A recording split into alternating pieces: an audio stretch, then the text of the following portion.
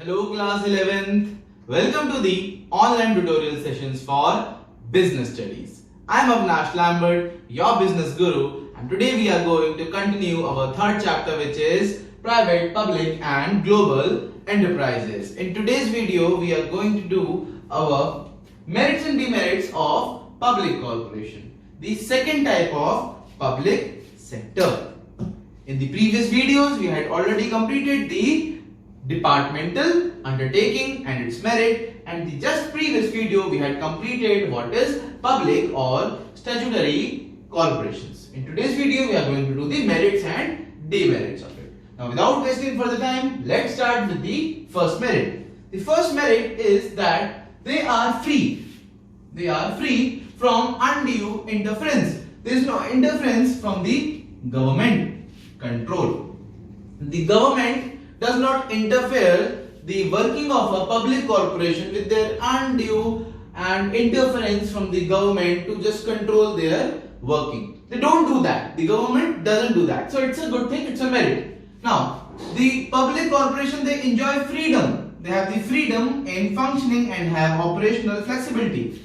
Unlike departmental undertakings, the public corporation, they have the freedom of function. They can do however they want. Fine. And they have operational flexibility. They can do the things like they want. They can shift their work, they can schedule their work according to their will. Fine. There is no undue interference from the government. So that is the first merit of the public corporation. The second merit is, as they are not financed, they are not financed from the central budget. I told you that in the departmental undertakings, were financed from the central budget, from the annual budget. But here, the public corporation, they are not financed by the public or the central government. The government does not or do not interfere in their financial matters.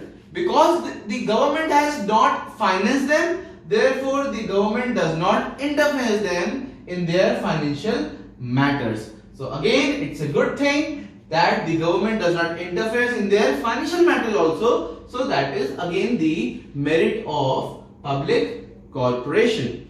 Next one, due to autonomous setup, that is being set up by their own, they have their own rules because their setup is by their own. They have done it by themselves. So they have their own rules and their own regulations. They have their own policies and procedure for their independent functioning. Because there is an autonomous setup, therefore whatever their rules, regulations, policies, procedure, that is being done by themselves. They have their own rules, they have their own regulations, they have their own policies and they have their own procedure, and this allows them for their independent functioning. They can work without any burden of the government control or without any interference. They can work according to their will, not according to the government's will. Even though that is found by the government, but still they have the freedom. The fourth one is, with the combination, keyword combination, of initiative of private enterprises and the power of the government. They work like a private institute, but they have the power of the government. So it's the best combo. So they prove to be of value. They have the value because they have the initiative of the privates and the power of government. So they prove to be value in economic development because they are the best combo. Their working style is of private enterprise and the power, the authorities, the powers are of the government. So they prove to be of great value for the economic development of the country. The next one, the parliamentary control. They are answerable to the parliament or the central government. So this parliamentary control does not allow them to misuse the public funds because they are answerable, even though their functioning is not interfered by the government, but they are answerable to the government and also they are answerable in the parliament. Therefore, this allows them to not to misuse the public funds. And this parliamentary control does not allow them to misuse the public funds, or it allows them to do not misuse the public funds. So this is the whole merits of the public corporation. Now students, it's time for the demerits. Now the demerits of public statutory corporations. If someone has some merits, then it's obvious that it will possess some of the demerits. So let's start with the demerits. Now the first one. In reality, in real life, they suffer a lot of political interference. You must have been listening to the news that there is lots of scam by the such and such banks. Remember? So these political interference is there. On paper it's not in, there is no interference, but in reality there is lots of political interference. It's like where there is money, there is a politician. It's just simple as that. So in reality they suffer lots of political interferences. Now there are few matters. The second one is, still there are few things, few matters and few issues which requires approval of certain minister. That's the catch. Fine. There are few things and few matters where these institutions, where these public corporations, they need the approval of the certain minister. Now, the Mr. Minister can approve it or reject it according to their will. If they want it, they will do it. If their work is providing some benefit to that minister, he will obviously do that. But if the minister feels that it is not good for the country or his personal motive is not being satisfied, then also he can reject it. So there are few matters and issues which requires approval of certain minister.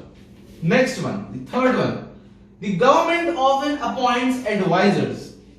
Again, it was just in paper that there is no interference of government control. But see how many interferences are there. Government often appoints advisors who give the advice to the corporation board.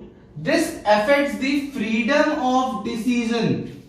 If advisor is being appointed by the government, then he will tell them, right? He will tell them what to do and what not to do. So this will affect their freedom of decision making and leads to disagreements.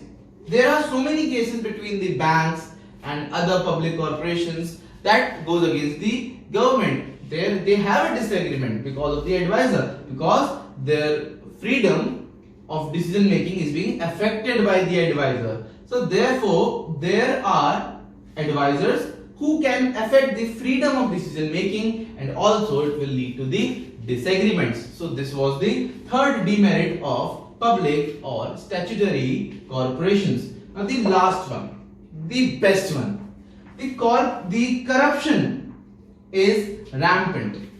There is lots of corruption, lots and lots of corruption, and it's never ending. Now in these corporations the corruption is rampant. Rampant means in a excessive manner. There is a lots of corruption. Officials misuse their autonomy, their powers, and do unfair practices.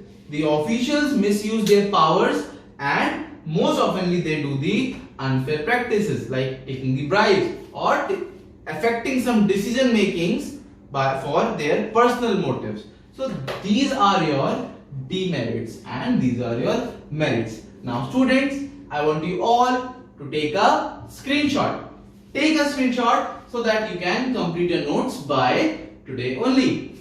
Now students, that's all for today's video. I hope you have understood the merit and demerits of public corporation. That's all for this video. Stay home, stay safe, and see you soon.